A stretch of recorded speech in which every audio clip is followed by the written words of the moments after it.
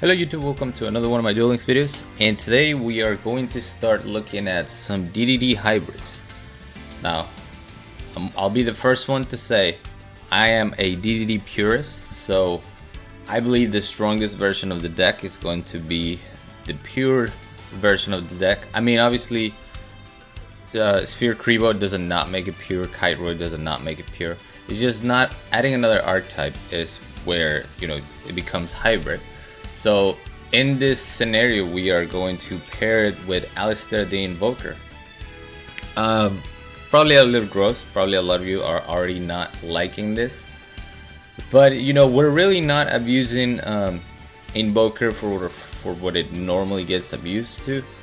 In here, Invoker 99% of the time is just going to be a 1000 attack boost for our fusions in hand, or a monster that can search a polymerization, which is Invocation, because we can use Invocation as a poly as long as we use materials from the hand.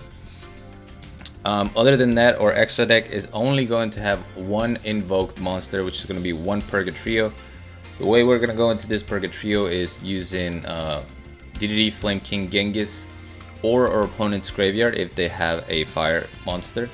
But other than that, like I said, think of this as just a poly, and this is a 1000 attack booster for our fusion engine. And as you can see, this version is a little bit more YOLO. We don't run the counter trap. I mean, not the counter trap. We don't run the continuous trap. We don't even run D-Arc. We're going double Beowulf, triple Dark Contract with the Swamp King, because what we're trying to do is just pierce our opponent to death. That's going to be done via double Beowulf and also with our Purgatrio. We're using Grit so we can survive, because this is a YOLO deck. We don't have the luxury of having the trap to protect us. And just to not completely rely on the grid every single time, we also have double Sphere Kribo in here, which fits nicely. I went back and forth between what I think is better when it comes to Sphere Kribo or Kite Roy. In my main version, I use Kite Roy. In this one, I wanted to test out the Sphere Kribo. For the DDD engine, we have triple Slime, triple Contract to search it. We also have triple Pendragon, because that's what we're going to use to go into our Beowulf. And we have one Bias Typhoon, which we can banish from the graveyard alongside a DDD monster to summon another Beowulf. And then last but not least, we have Contract with the Swamp King, which is it's gonna let us fuse into anything using our hand or field, or if you were going into a DDD monster, we can also banish from the graveyard. Now I will mention this, I never did it in game, but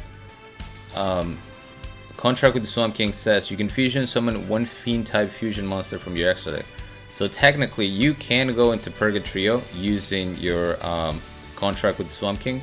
You would need a Flame Genghis on the field, and then an Alistair either on your hand or field, and then you can go into Purgatrio. But most of the time, you're obviously going to go for the DDDs, including the boy Ragnarok. So yeah, very aggressive variant of this deck. We're only running one tuner because we're only running one High King Alexander. Again, this is more fusion based because of the Alistair engine. But yeah, enough's enough. Let's go ahead and show y'all some gameplay. Now, I'm not sure when you guys are going to see this.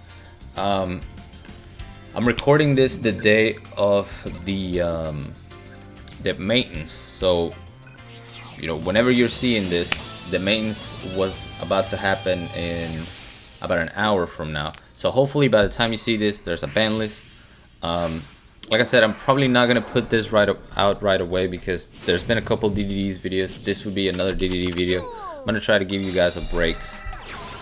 Or hopefully I gave you guys a break, and now we are back on the DDD train. There's a couple hybrids I want to try, maybe the Light Swarm variant that I have seen some people play. We're going to start things off with Alistair. So we're going up against a Carly. We're going to go ahead and summon Genghis, activate Slime to summon Pendragon, Treacherous Trap Hole. Wow, if only I had an Invoker face down, which I do. Activate Invocation, go for Purgatrio. Mind you, I still haven't normal summon. We're gonna add the Invoker back And I only want the Invoker in my hand so I can discard it with the Pendragon. I could have discarded with the Pendragon, destroy the back row, and then still Synchroed and or follow up with the contract with the Swamp King. So my opponent fortunately scoops before I was able to do all that. But as you can see, pretty disgusting. We gained tremendous advantage off of the Alistair. We were able to search the Invocation to get a strong beater on the board. We're able to add the Alistair back to the hand to use as discard fodder or to boost our monster. So good, man. Now, again, I don't think it's better than pure DDDs, but I will be praising it as I play it throughout this video. Okay, so now we're going up against Cyber Dragons. Interesting, Cybernetic Overflows. So he's gonna be able to destroy 2 things on the board. We're gonna activate Dark Contract with the Gate. He probably wants me to overextend a little bit more before activating his card, whatever it's called, Cybernetic Overflow. So we're gonna go Genghis, Slime, Special Summon King Pendragon. Now, because he knows I can destroy a card without targeting, he's gonna go ahead and activate the Overflow. Well, my field is done, right? My turn should be over. No, sir. We have Alistair the Invoker. Search for Invocation. Activate Invocation. Use the Genghis to go into Purgatrio. Okay, we're gonna add the Invoker back. Activate the Typhoon from the graveyard to go into Beowulf. Hit him with the Purgatrio first. Now he goes Cyberload Fusion, thinking he can sort of negate my Beowulf attack. Either my attack goes through, or I stop myself from attacking and then attack with the Purgatrio. Well, we saved the Alistair, so it is now lethal. 4,000. This was one of the more, this is where the deck looks very impressive. In the first game, we were able to play it over a Treacherous Trap Hole and a Regeki Break, which is, contract with the Witch. The second duel, we're able to play over Cybernetic Overflow and still OTK the same turn. What do we have next? We have Chas Princeton. What do you got for me? Land of the Ojamas. I believe this was a Malefic deck, but unfortunately for him, he's not able to do much other than summon a 0 defense monster. If you saw the name of this deck, defense is not safe. We top deck a Invoker. So this is what I mean. We're gonna be using the Invocation as a polymerization from our hand. If the Necro Valley wasn't here, we'd have another summon using either the Dark Contract with the Witch or using the Typhoon. But all we need is Beowulf because we have Alistair, 4,000 attack, exactly. Defense is not safe, my guy. Now, he probably didn't expect me to be playing DDDs. Even though I do see some people using Grit, it's not really the main DDD skill. You're gonna see more Baggy Sleeves, Switcheroo. I've seen No Mortal Can Resist. But it looks like the most popular one at the moment is going to be Balance. Which I have nothing against Balance. I think it's a good variant, but I still prefer my for the time being, I prefer my Ties That Binds. Duel. Okay, so we're going up against Keith. Activate Contract with the Gate. Get my Pendragon for the following turn.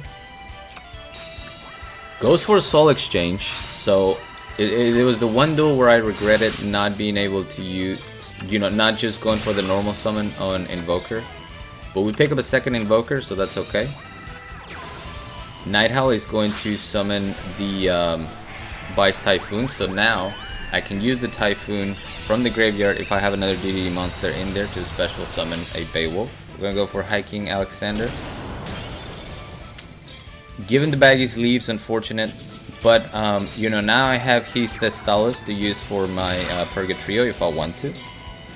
We're gonna search Swirl Slime, activate Swirl Slime, go into Beowulf. Hiking Alexander activates to summon Pendragon. Now before I can destroy a back row, he's going to activate his Escalation of the Monarchs alongside First Monarch, 2 normal summon, Tribute Summon, and Erebus. I didn't want him sending my Invoker back into the deck, so I just went ahead and activated it here to put myself at 4000 attack. I knew I wasn't going to have lethal, but that seemed like the play to do here, just so I could get over the Erebus. So he sends the Beowulf back, which is now at 4000 attack. We're gonna go ahead and destroy the Vashra because we already destroyed a monster, so he was gonna get the baggy sleeves regardless. Kuriboh comes back. Oh yeah, he banished the Kuriboh with the Vassal, so that's why I got the Kuriboh back. Alright, we're gonna search the Pendragon, destroy the back row, activate Swamp King, summon the Beowulf, special summon with High King Alexander, the Pendragon back, and now we have 6000 piercing damage. Easy game. Speaking of Ties That Binds, again, I have no idea when this is coming out, so I don't even know if it's going to be relevant. But I was able to get a second King of Games this season using my free-to-play account, in which I also played Ties That Binds DDDs. We did that on stream, so if you guys... If I haven't already posted it and you guys would be interested in seeing that King of Games run, I have the 5 duels. And I could, you know, edit them into a video if y'all are interested in that. If not, it's all good. One set face down. Defense is not safe, Bandit Keith. You're about to learn today.